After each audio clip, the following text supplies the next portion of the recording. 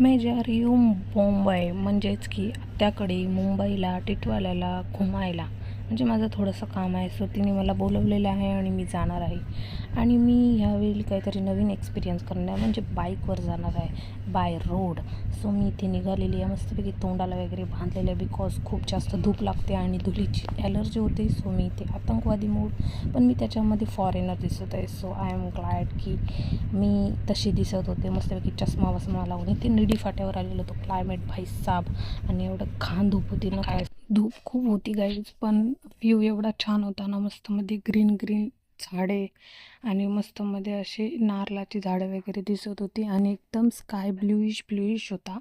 आणि by road चाललेलो, so इथे जास्त गाड्या आणि ट्रॅफिक जॅम पण नव्हता आमच्या इकडे, आणि रस्ता पण पूर्ण मोकळा आणि पाऊस पण नव्हता. धूप होती, गरम होत होतं, पण इट्स ओके. या व्ह्यूमध्ये सगळं विसरलं.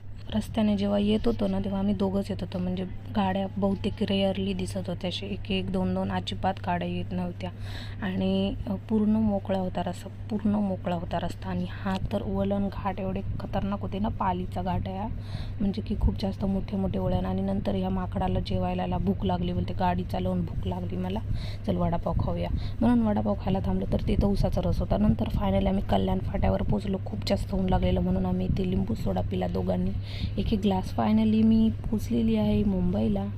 आणि इकडे मला मामाने दिलेले आहेत रश केलेले मस्तपैकी बटरमध्ये काजू आणि बदाम एकदम पिस्त्यासारखे लागत होते. आणि खूप जास्त पाऊस पडत होता. फायनली आम्ही पोचल्यानंतर सुरू झाला पाऊस, तर ठीक आहे ते. आणि रात्री झोपताना ह्या कोर्नॅटो चॉकलेट फ्लेवरसोबत एंड केला. भेटूयात उद्या.